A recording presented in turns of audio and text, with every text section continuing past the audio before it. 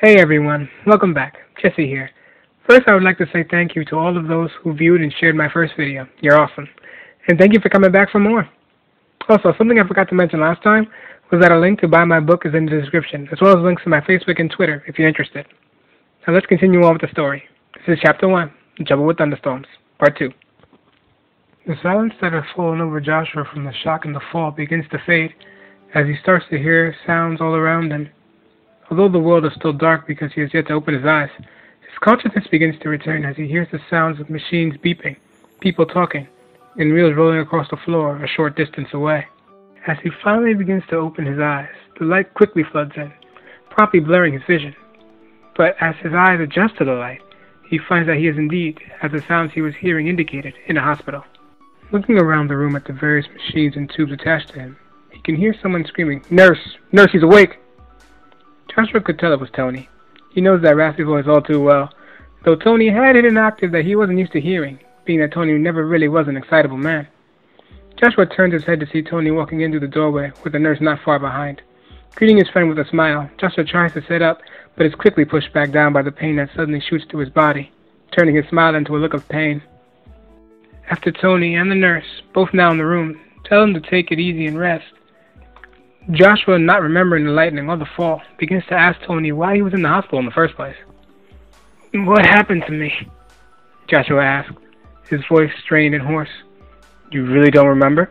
You were struck by lightning and then fell off the top of the utility pole we were fixing," Tony responds, his voice back to its normal raspy tones. "Wow, how did I survive that?" "Don't know, but I'm sure as hell glad you did." "Yeah, me too. Besides, what would you do without me?" "Worry a lot less." The two men start to laugh before Joshua is interrupted by the pain again, telling Tony not to make him laugh because it hurt. Tony nods in compliance and takes a seat in the chair across from Joshua's bed, standing, or rather sitting guard over his injured buddy. Joshua takes this opportunity to get a good look at Tony, and he can see that he looks exhausted, so he decides to address this in his own special way. "You know you look like hell," Joshua comments with a slight smile on his face. "That's your fault, you know, and besides, I'm still in better shape than you at the moment," Tony fires back, full grin on his face. "You stayed here all night, didn't you?" "More like every night. You're damn right I did." "What do you mean every night?" "You were in a coma for over a month, and I would see this man sitting on that chair and sleeping at your bedside every night since you came in," the nurse interjects, still looking Joshua over and checking the machines he's attached to. "Wow, really?" "Thanks, bro," Joshua says, turning toward Tony. "No thanks necessary. You know I wasn't about to leave my brother alone here. We're all we got," Joshua responds. Though the two men had known each other before they started working together, it goes much deeper than that. Joshua and Tony have known each other since they were boys, first meeting one another in a foster home that they shared at the tender ages of 6 and 7 respectively. Their foster mother, Gina Ross, was a functioning drunk and drug addict that managed to hide her addictions well enough to come across as a good foster mother to the children's services caseworkers. That or they just didn't care, so she could take in children. But the truth is, she only did this for the hefty sum of money the government paid her for each child, money she would waste on her addictions.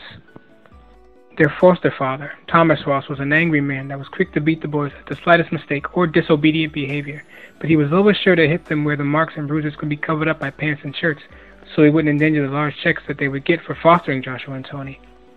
With Tony being the older of the two, he was protective of Joshua, so he would be the one to take most of the beatings from their father until he was 13 and had enough of the abuse.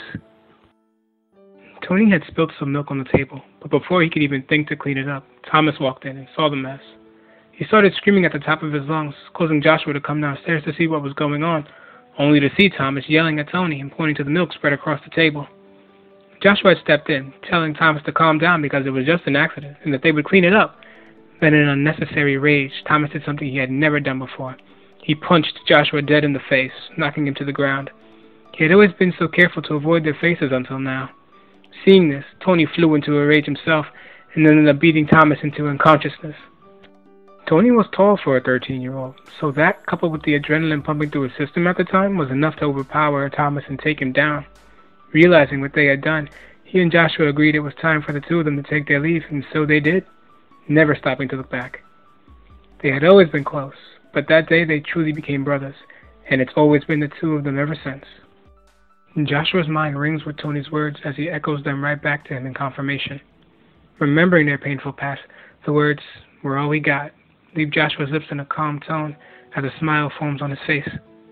He raises his hand toward Tony and forms a fist, while Tony reciprocates with a fist of his own, as the two connect in a form of silent communication.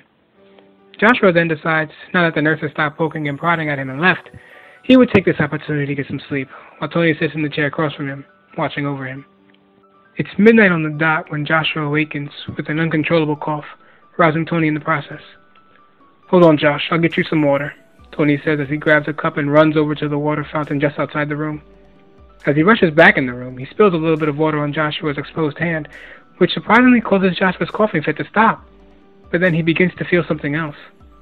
His whole right arm, the one the water was spilled on, starts to get hot, and then begins to feel like it's on fire, when suddenly a bolt of electricity flies from his fingertips and strikes the wall in front of him, leaving a huge, black, smoking burn mark on the spot of impact. "What the hell was that?" Tony shouts, dropping the whole cup of water on the floor. I have no idea," Joshua responds, totally shocked by what just happened. Okay, we'll figure this out, but let's keep our voices down." "Why? Shouldn't we tell the doctor about this?" "Hell no! Do you think they'll ever let you out of here if you tell them you're shooting lightning out of your fingertips?" "Good point." The pair gets to work on a story for the mark on the wall, and makes sure to try and keep Joshua's arms covered, but that is not proving to be easy, because electricity is starting to run through his fingers again. Try as they might, the electricity running through his fingers is burning through the sheets on his arms, causing them both to panic. "You need to turn that off," Tony demands. "I don't know how," Joshua counters, clutching his hands together tightly, thus covering the right. "Hey, I can't see the lightning in your right hand when you hold your hands together like that. So, just keep doing that, and we might get out of here in one piece after all." "Alright, but we need to leave quickly. I don't know if this is going to work for long." Just then, Joshua hears footsteps and the voice of a man saying that he needs to check on the patient in room 3B. He looks at the panel on the wall next to the door and sees that 3B is his room. So with a hushed "damn it" under his breath, he gestures to Tony to hide the burnt bed sheets before the doctor comes in. Luckily, the physician was reading Joshua's chart, which kept him busy long enough for Tony to successfully hide the damaged sheets in the nearby trash can. The doctor greets the pair and asks Joshua how he's feeling. "You've been through quite the ordeal. So how are you feeling? Any lingering pains?" the doctor asks. "Nope, I'm feeling right as rain, doctor," Joshua says nervously, quickly shifting his eyes to the wall behind the doctor where the burn mark is, before shifting his eyes back to the man. "Yeah, Josh is fine. In fact, he was just talking about checking out of here, right, bro?" Tony interjects. "Yes, my brother is right. I feel fine, and I really need to get back to work," Joshua adds. "I really think you should stay another night or two, but if you really want to leave, you need to sign the release forms. Wait here, I'll go get them," the doctor responds. "No worries, we'll be right here," Joshua replies. As the doctor walks out, Joshua begins to get dressed in the clothes Tony bought for him, but since his right hand was still coursing with electricity, he had to get dressed with only one hand, and his left hand was definitely not his dominant one. Tony couldn't help but chuckle at him bouncing and fumbling around, trying to get dressed with one hand, sarcastically saying he would offer to help, but your hand's a live wire. Now glaring at Tony, Joshua finally managed to get dressed after what seems like forever, just in time for the doctor to return to his room with exit papers in hand. Joshua quickly and sloppily signs them with his left hand, hiding his right hand behind him, and passes them back into the doctor's hands before the pair rushes out the door.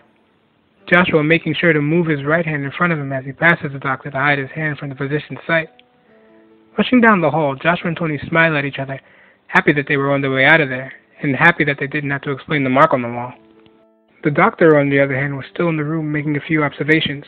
He noticed the mark on the wall, the burnt bed sheets, and the fact that Joshua was hiding his right hand from him the whole time.